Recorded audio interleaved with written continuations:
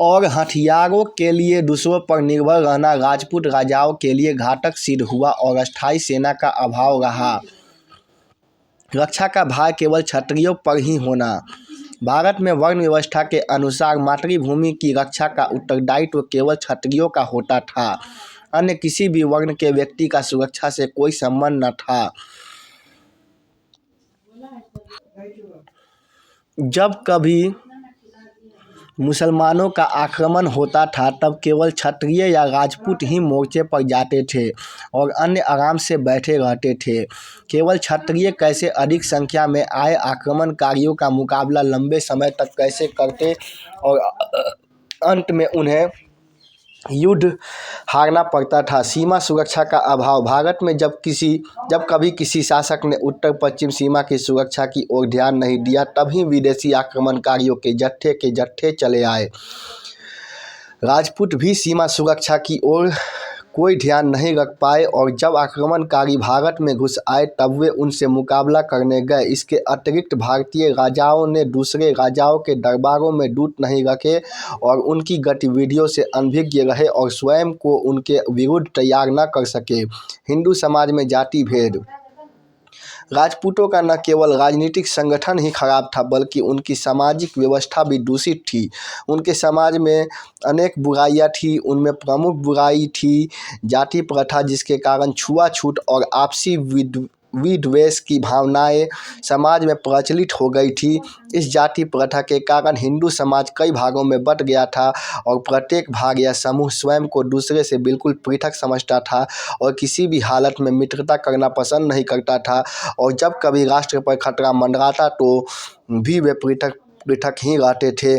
राष्ट्रीयता की भावना का उनमें सर्वथा अभाव रहता था। जाति सर्वोच्चता की भावना उनमें कूट कर भरी हुई थी जो उन्हें पृथक रखने का कार्य कुशलता से करती थी और उनकी एकता के लिए घातक थी। मुस्लिम सेना में भर्ती अपेक्षाकृत अच्छी थी।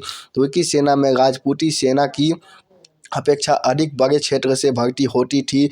तुर्की सेना में अफगानिस्तान एवं अन्य इस्लामिक देशों के व्यक्ति भर्ती होते थे जबकि राजपूती सेना के लिए सैनिक एक छोटे से राज्य से ही उपलब्ध हो पाते थे।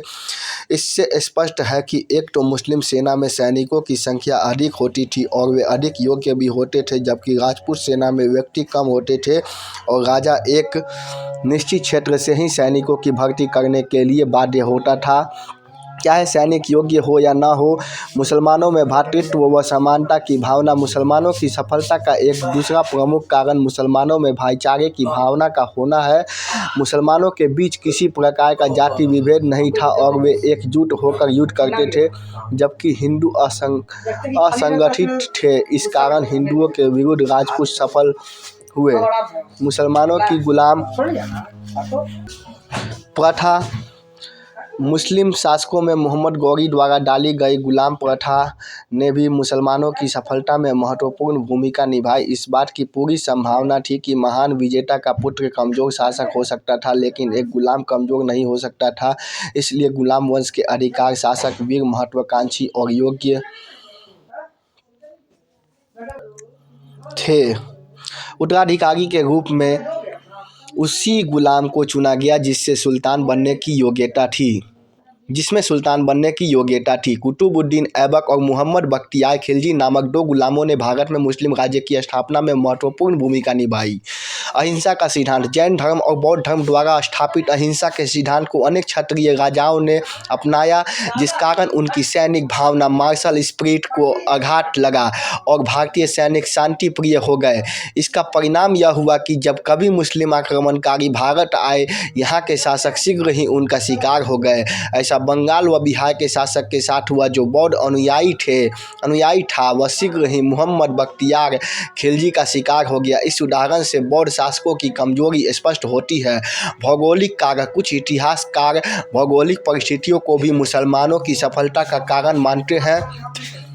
जितने भी मुस्लिम आक्रमणकारी आए वे ठंडे पहाड़ी क्षेत्रों से आए। इस कारण वे भारतवासियों से अधिक क्षमतावान, इनर्जेटिक थे। भारत की समृद्धि और गर्म जलवायु ने भारतवासियों को सुस्त और कमज़ोर बना दिया था। यद्यपि इस तथ्य में कुछ सच्चाई है, लेकिन यह अन्य कारणों की अपेक्षा कम महत्वपूर्ण है। भारतीय समाज पर मुसलमानों का प्रभाव।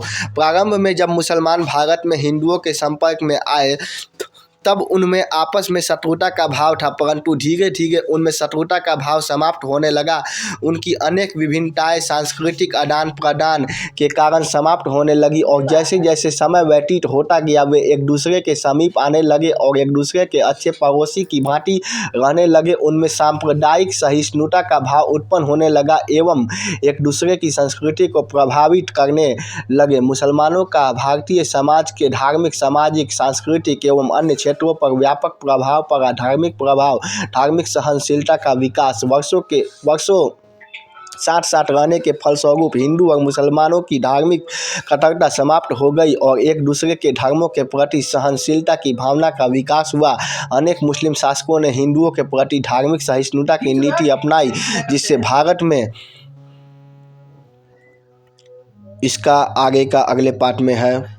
बंगाल के शासक अलाउद्दीन अली शाह 1339 ईस्वी, हाजी शमसुद्दीन इलियास शाह 1345 ईस्वी, सिकंदर शाह 1357 ईस्वी, गियासुद्दीन आजम शाह 1398 ईस्वी, सैफुद्दीन हमजा शाह 1410 ईस्वी, शिहाबुद्दीन बायजीद 1412 ईस्वी, गणेश कांस नारायण 1414 ईस्वी, जलालुद्दीन मोहम्मद शाह जादू 1414 ईस्वी, दनुज मर्दाना 1417 ईस्वी, महेंद्र 1418 ईस्वी, शमसुद्दीन अहमद शाह 1431 ईस्वी, नसीरुद्दीन मोहम्मद शाह 1442 ईस्वी, रुकनुद्दीन बागबक शाह 1460 ईस्वी, शमसुद्दीन यूसुफ शाह 1474 ईस्वी, सिकंदर शाह द्वितीय 1481 ईस्वी, जलालुद्दीन फाट शाह 1481 ईस्वी, सुल्तान शाहजादा नपुंसक 1486 ईस्वी, नसीरुद्दीन महमूद शाह द्वितीय 1489 ईस्वी, शमसुद्दीन मुजफ्फर शाह सीडी बद्र 1490 ईस्वी, सैयद अलाउद्दीन हुसैन शाह 1493 ईस्वी, नसीरुद्दीन नुसरत शाह 1518 ईस्वी, अलाउद्दीन फिरोज शाह 1533 ईस्वी, गियासुद्दीन महमूद शाह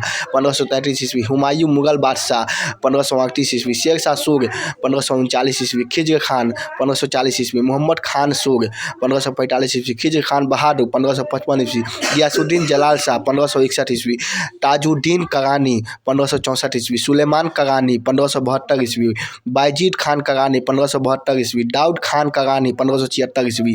बाकी अगले पार्ट में।